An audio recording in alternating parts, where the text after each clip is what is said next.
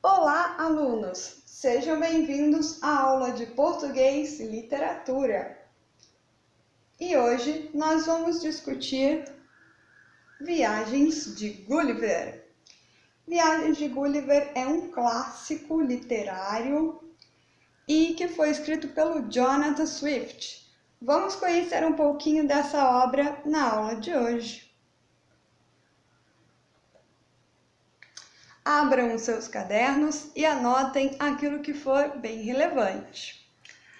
Jonathan Swift é o autor de Viagens de Gulliver. Ele nasceu em Dublin, na Irlanda, em 1667, mas a sua obra ainda é considerada um clássico, pois ele aborda um tema que ainda hoje cabe perfeitamente. E o tema de Viagens de Gulliver é o comportamento humano. A obra em si, Viagens de Gulliver, foi encontrada em 1726, mas provavelmente não, com certeza, né? Ela foi escrita antes disso, mas não se sabe com exatidão a data da produção desse texto. E em Viagens de Gulliver, o Jonathan Swift faz uma referência direta ao livro de outro autor que se chamava Daniel Defoe, e o livro era Robinson Crusoe. Por quê? No Robinson Crusoe há uma personagem, que é o próprio Robinson, que era um navegador, e ele foi a vários lugares por meio de um navio. E em Viagens de Gulliver é justamente isso que acontece. O Gulliver vai viajando e chegando em diversos lugares. A estrutura da obra do Jonathan Swift é dividida em 4 partes, e tudo de acordo com os locais em que a protagonista vai. Então, a parte 1 é Lilliput, que é o primeiro local. Depois, Brobdingnag, o terceiro é a Ilha de Laputa e o quarto e último, o País dos Royans. Inclusive, não se preocupe com a forma de pronunciar essas palavras, certo? Até porque o Jonathan Swift escreveu essas palavras, mas ele criou, né? Então são palavras fictícias. E o importante aqui é compreender a obra, não necessariamente saber pronunciar essas palavras que ele criou para ilustrar os seus personagens. Certo. Anotem aí, pessoal. Metáforas em Viagens de Gulliver. Primeira coisa, o que é uma metáfora? Sabe quando uma pessoa diz assim: fulana é uma flor, Maria é uma flor, por exemplo? Significa, por acaso, que a Maria é um vegetal, tem raízes, faz fotossíntese, tem pétalas? Será que é isso? Não, né? A metáfora consiste exatamente nisso. É uma comparação da Maria, do caso aqui, Maria é uma flor, com a flor, em relação a características comuns entre elas.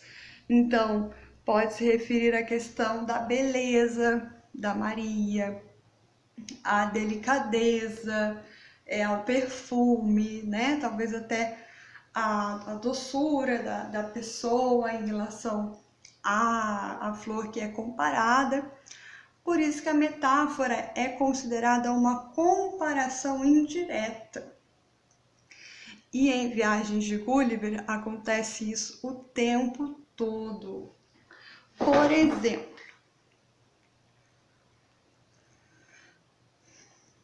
quando Gulliver se depara com personagens ou menores, mais baixas, né? Ou maiores do que ele. Isso são metáforas. E já vamos falar mais detalhadamente disso adiante.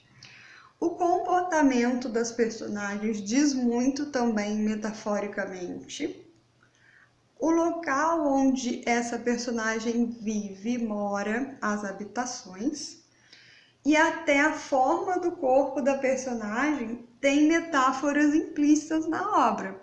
Então, você não pode encarar a Viagem de Gulliver como apenas uma história surrealista de uma pessoa que encontrou seres super diferentes, não, né? Então, tem que considerar a questão metafórica presente na obra do Jonathan. E também a espécie animal. Vamos ver o que isso significa neste momento. Quando Gulliver vai para Lilliput, que é a parte 1 da obra, há essa imagem aqui bem clássica que representa os habitantes de Lilliput. Esses seres pequenininhos aqui são os liliputianos, né? Aqui a tropa, né, os cavalos, tudo bem pequenininho, as personagens aqui embaixo. E esse homem deitado no chão é próprio Gulliver.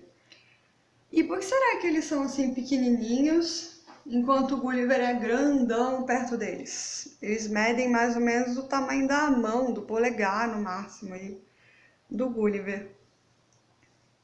Pessoal, a metáfora aqui é a seguinte. Sabe aquela pessoa que é violenta, não sabe dialogar, né? Que dizem que a pessoa é pequena, tem um coração pequeno. Isso que o Jonathan Swift coloca nessa parte. Né? As pessoas que são pequenas, elas acham que só elas é que existem no mundo, que não importa a visão do outro. Tanto que os liliputianos viviam em uma ilha, e essa ilha é isolada de tudo. E eles achavam que não existia mais nada no mundo, só o reino deles. Olha a metáfora presente aqui, né? Então o Gulliver não foi recebido com generosidade, com hospitalidade. Ele foi recebido com violência, com preconceito, né? Que às vezes é dessa forma que se trata o diferente, com preconceito, com agressão. Porque os liliputianos nem se deram o trabalho de conhecer o Gulliver e já o trataram de forma hostil, porque pensaram que ele iria talvez esmagá-los, né?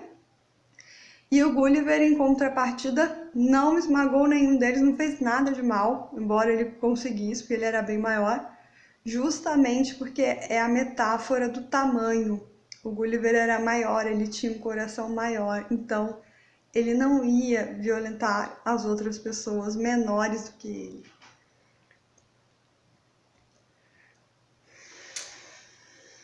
O segundo lugar onde Gulliver chega é totalmente diferente.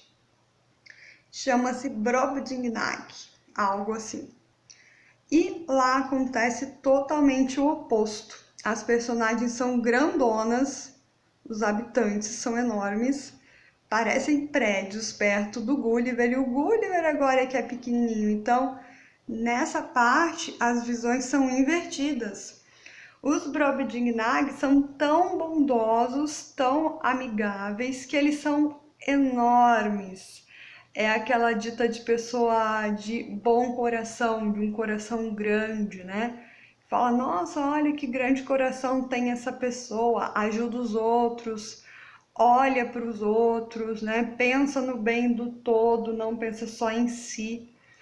E isso o Jonathan Swift colocou na obra, gente, no começo de 1700. Será que dá para aplicar nos dias de hoje, né? Então, por isso que é um clássico, é um tema que ainda pode ser discutido mesmo 300 anos depois. Ilha de Laputa. Nessa ilha, pessoal, que é a questão da habitação também, primeiro, a ilha era voadora, né? Tá vendo aqui as nuvens, né? A ilha aqui voando.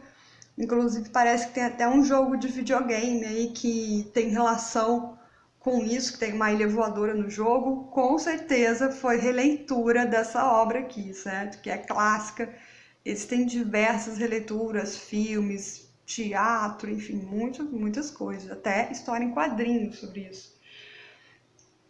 E em Laputa, as personagens, os habitantes, têm um olho virado para dentro e um outro olho virado para cima. Olha a metáfora aqui. O que significa ter um olho virado para dentro, para si mesmo, e um outro virado para cima, onde eu não vejo ninguém, né? É isso mesmo. Quando se olha só para dentro de si, não se olha para o outro em volta, né? Talvez uma metáfora para egoísmo aí, para pensarem só em si mesmo. E o outro olho virado para cima, né? Só me importa as coisas do meu universo, não me importo com o outro. Não importa o que o outro pense, deseje, queira, né? E para se comunicar, pessoal, os habitantes de Laputa tinham que tocar uns aos outros. Oh, presta atenção aqui, tô falando com você, oh, né? Gente, atualmente, você já conversou com uma pessoa que tá no celular e você falou várias coisas, ela nem te ouviu? E você tem que dar um toque na pessoa, oh, ei, tô aqui, né? Gente, isso já foi escrito pelo Jonathan Swift há muitos anos, veja bem, por isso que é um clássico da literatura. É um assunto ainda recorrente, né? E por fim, a ilha, na verdade é o país dos Huyans, que é a quarta parte dessa narrativa. E no país dos Huyans lembra aí talvez um relincho do cavalo, justamente porque os habitantes que são dotados de razão, ou seja, pensam, se comunicam, coordenam tudo no lugar, são os cavalos, são os Huyans, não são os seres humanos. Há algumas personagens que se chamam Yahoos que se assemelham a seres humanos. E os Huyans, assim que veem Gulliver, logo o confundem com esses Yahoos e ficam assustados. Nossa, você é um Yahoo, mas você é um pouco diferente, você não tem pelos, né? E eles vão descrevendo o Gulliver comparando com os Yahoos. E os Yahoos eram criaturas extremamente violentas, que eram incapazes de dividir, que só pensavam em si o tempo todo e não raciocinavam para o bem do grupo. Os Huyans faziam isso. E é aí, pessoal, que cai naquela questão última lá do começo da aula, onde se mencionou a espécie animal. Por que a espécie animal? Aqui está falando que os cavalos, enquanto espécie animal, tinham mais bondade, tinham mais honestidade e preservavam o ambiente, cuidavam uns dos outros, diferente do ser humano. Então, olha o que o Jonathan Swift propõe aqui. Será que se o planeta fosse comandado por seres animais não humanos, será que haveria guerras, violência, destruição? Será que o cavalo ia lá se vingar do outro, né? Ia propor uma guerra contra o outro, né? Ou eles iam simplesmente querer viver, sobreviver ali em conjunto, né? Isso é proposto pelo Jonathan Swift quando o Gulliver chega ao país dos Huyans. Inclusive, há algumas palavras que os Huyans desconhecem, como a palavra mentira.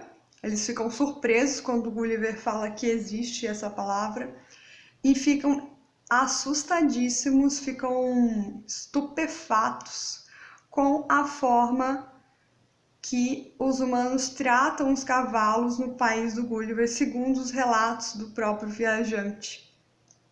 E o Gulliver diz a eles que colocam ferraduras que os humanos montam nos Yahoos, né, chamados de cavalos no país do Gulliver. E os Yahoos ficam, nossa, mas como que um ser como você que parece um Yahoo vai montar em nós? Nós somos muito mais fortes, né? E isso não se faz, não se deve montar no outro, né? E maltratar e usar como transportador de carga, que machuca, né? Então, pessoal, todas essas questões já foram colocadas pelo Jonathan Swift em Viagens de Gulliver no início de 1700. Só que elas ainda são presentes, não são? A gente ainda pode refletir sobre isso. Por isso que Viagens de Gulliver é um clássico. Uma obra se torna clássica quando ela tem um assunto universal e atemporal. Você pode discutir em qualquer época que ela vai se encaixar. Por isso, Viagens de Gulliver é um clássico tão trabalhado e discutido no mundo todo, certo? Traduzido para várias línguas, inclusive para o português. Bom, agora leia o livro, mesmo a partir dessa leitura que eu fiz com vocês brevemente. Essa leitura que eu fiz aqui é para auxiliar no momento em que você estiver com a obra mesmo. Leia com calma, leia cada capítulo e volte aqui à aula, né, para que você lembre das interpretações presentes em cada parte, que assim vai facilitar a sua compreensão do texto também. Certo, pessoal? Faça anotações de cada capítulo, uma espécie de resumo, isso também te ajuda muito nas provas. E é isso aí, pessoal. Muito obrigada pela sua participação virtual e até a próxima!